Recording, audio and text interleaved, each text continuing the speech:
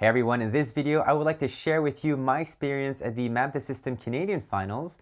I did finish in the top 6. I do have a lot to say, but I will make 3 different videos. So for those who don't know, Map the System is an academic competition that is organized by the Skoll Centre for Social Entrepreneurship at the Saïd Business School of Oxford University. And what is very unique about this competition is that it's not about who brings the best business solution to one particular problem.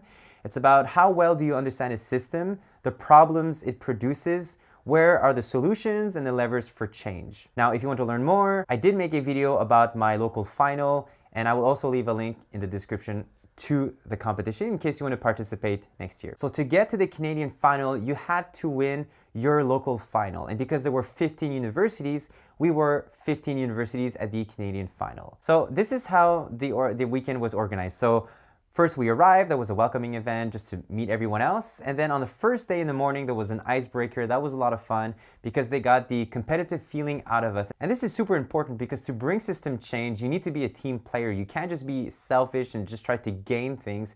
Otherwise, you're probably just gonna make things worse. And then we had a chance to do a practice pitch in front of someone and got some coaching that was really useful. And then the day ended with a workshop with the winner from last year of the global final. She presented to us her presentation and she answered our questions and told us what happened after she won the global final. So all that was a lot of fun because we got to meet the others and got to exchange with them.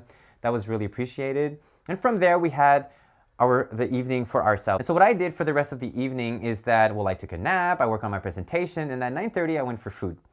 I bumped into one of the organizers and then we hung out. And then I just went for a walk because I ate too much. And the funny thing is that I didn't have my watch, I didn't have my phone, and I forgot about time. So when I came back at the hotel, my coordinator had written to me and asked me if I sent in my presentation. And I'm like, don't we have all night to work on it? And he's like, no, you have to send it by midnight. And so for the next 30 minutes, I was just rushing and bringing modifications to my presentation, sent it in on time, and then started a very long night of practicing. And so I practiced until 3:30 in the morning. And the reason I did this is because I wanted to make sure that when I was going to present, I was going to be well prepared and it was going to feel natural. And that's generally when I have the most fun. So after a short night of sleep, the next day there were 2 presentations. So the semifinals and then the finals. My semifinals went okay. I think I could have done better. And so I was quite nervous when they announced the top 6. And for me, this was really important to make it to the top 6 because besides everything I learned, I wanted to have access to a grant that was going to allow me to pursue my project. And so the funny thing is that when they announced the first 5, well, I was kind of shocked because like, oh my God, this is where it's going to end. And at the 6th announcement, my university was pronounced in English. I didn't recognize it and I was like, oh great, I lost. But then my coordinator is like, no, that's our university. So I was super happy because I met my objectives. But in any case, a huge congrats to everyone who made it to the Canadian finals.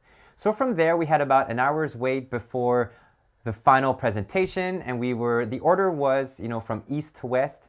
So I was presenting first and that's when I decided that, you know what, I met my objectives and now all the presentations are pretty much really good. So it's out of my hands. Let's just go out with a bang if I don't win and have a lot of fun.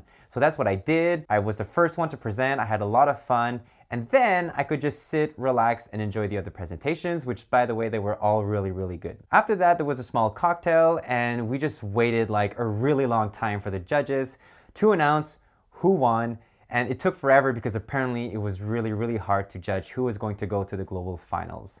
And because it was so hard, instead of choosing 2 finalists, they chose 3. So now everyone had a 50% chance of being chosen, which was a relief. So then the judges came out, they presented the first university, the second university, and that's when I just whispered to my coordinator, that's it, this might be the end.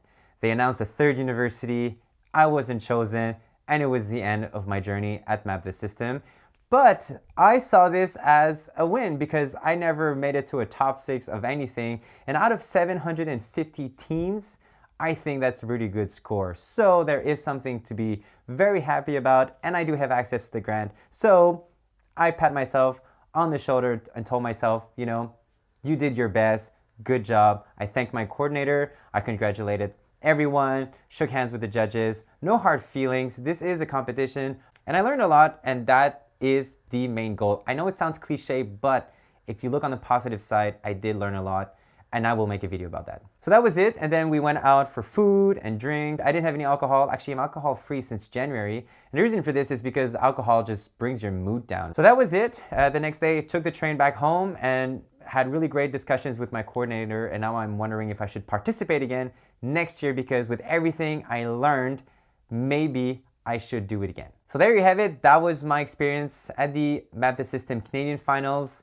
I will make a video about what I learned and reasons why I think you should participate. But in any case, if you have any questions or comments, let me know in the section below. Congratulations to the top 3 that are going to Oxford. Good luck. Congratulations to the top 6, to the top 15 that made it to the Canadian Finals. But also, good hustle to everyone who did participate.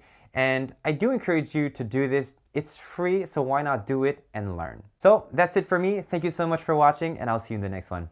Bye now.